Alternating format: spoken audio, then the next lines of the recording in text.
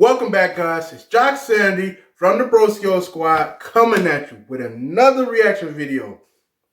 And today, we finna react to Wansee Entertainment's True Horror Safari Camping Story Animated. That's like a whole mouthful right there. But the link to the original video gonna be in the description. Make sure you check out their channel because they got some good animations over there. And without further ado, let's get into this horror story. Oh, brother. Here we go. Boo. This incident happened when I was around 10 years old. Every half term, we would have a week off from school, and it's very common for families to go on safari in places like Tsavo or Masai Mara as I was living in Kenya, Africa. Okay. It was basically like a tradition for my family to go with this other family since they had a camp which they were trying to develop at the same time near Tsavo National Park. Okay, baby girl. And it was perfect because you didn't have to pay for the park entrance fee, which costs $90 per day. Damn, okay. Since this camp was on the border of the national park, you could see everything, like lions, leopards, buffaloes, elephants, whatever things without paying a cent. That's So nice. on Friday afternoon, my dad filled up his Land Rover with all the necessities like beer, steaks, water, some sodas, and we started to follow the other family's car to Tsavo. If you were really lucky, you can get there within 4 hours, but most of the time it took almost 8 hours. Because there was just one road to get there, and since I was living in a developing country, the traffic was like hell. Oh, traffic. So we finally got there in the middle of the evening. My dad was really eager to set up a barbecue for the steaks and have a bit of wild time with the other adults while I and my friend with her younger brother were playing on the picnic table. The camp was very basic style. It had mud huts with mosquito netting windows just to protect us a little bit from the mosquitoes, but the bathrooms were outside in the open without much privacy. And there were a couple of rangers taking turns to walk around the camp, just to make sure that the electric fence was working right and the entrance to the camp was clear. Okay. So while my dad was grilling at the barbecue, one of the rangers, who I've known since I was a toddler, came to us and told about the safari horror stories. It was how a leopard dragged its prey in one of these rooms, or how he got his various deep scars from wild animals, something like this. After he told us this, he shone his flashlight towards the darkness beyond the electric fence.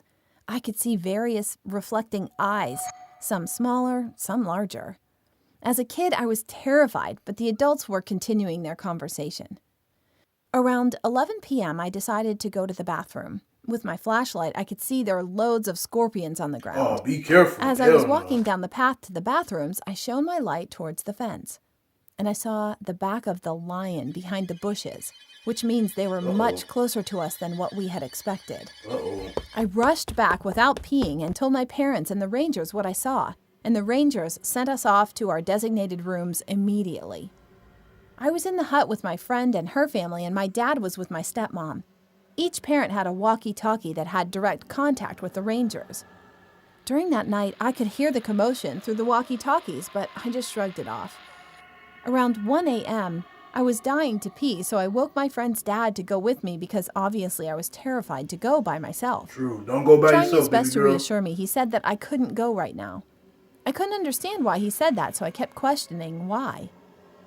As I was getting frustrated that I couldn't hold it any longer, his walkie-talkie was suddenly on and we could clearly hear the ranger's urgent voice. "Sir, do not leave your room. There is a lion right in front of your hut's door." We then both froze. I could hear grunting with the occasional lion's call. For those who have never been on safari or have never heard a lion's calling, when it is that close to you, you can feel the roar vibrating your bones. I was in so much shock that I couldn't even cry. I held my breath for what felt like an eternity, and well, to tell the truth, I even peed myself a little bit. I don't blame you, at that baby girl. time. I don't. I shit Then we myself. heard scratching and sniffing from under the door, which caused my friend to wake up and start screaming. You When idiot! she was about to scream, her dad immediately covered her mouth to try to make it as silent as possible and calm her down. You a real one, We all Dad. realized that this situation could end badly. We were in a small mud hut with bunk beds, and just behind the door was an over 190-kilogram lion being curious to see what's inside. Suddenly, we hear gunshots. I guess it was from the Okay. Rangers. Ooh. And then there was a silence, maybe about 5 minutes. All I could hear was the cricket in the far distance. Abruptly, the walkie-talkie started with one of the Rangers' voices that the lion which got scared from the gunshots had left the camp. Ooh, However, they okay. also told there was still one other lion around the camp, so they Oh, were searching for it shit. to drive it out. At that moment, I heard my stepmom screaming from the top of her lungs in company with gunshots. That's when we started to worry, so my friend's dad was constantly talking with the Rangers to figure out if she was safe. Luckily, nothing happened to her. It turned out that she woke up because of the first set of gunshots. Okay. And when she was about to go back to sleep, she saw the lion with 2 glancing eyes and a black mane staring from outside the mosquito window at her, which caused her to scream. Eventually, the lion ran away from the place, being surprised at the second gunshot by the Rangers. We were able to come back safely from the camp. Ooh. However, I've been gotten goosebumps whenever I think about that incident. I'm just glad that I didn't try to go out by myself. Ooh. Ooh. Yo, okay. Okay, man. That's baby girl, she kind of saved them, because if she hadn't noticed that them lions was closer than what they were supposed to be, who knows what would have happened? Who know? Them lions could have burst in while they was having a barbecue, and then the lions could have had a barbecue. You feel me? You get what I mean? Like, they could have had their own barbecue with all the humans around. Woo!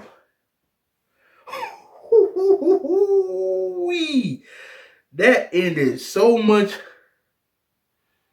That story ended well, because if just one thing had went wrong, but I thought the electric fence was supposed to keep them out. Like, how did? Damn. I enjoyed that one, because I feel like that's a really true story, because something like that could very well just happen, and that's terrifying. Like a 300-400 pound monster, just a beast, just outside your door. You're like, I gotta go to the bathroom. Open the door, and then you're dead. You feel me? Whoo, that's a good story. That's a good story. Let's just clap it. Oh, baby girl, I'm glad you and your family survived. Oh my gosh. Ooh, okay. Thank you guys for watching that with me. Like, share, subscribe. Like I said, make sure you check out Wansee's channel. They got some good quality animations over there. Peace.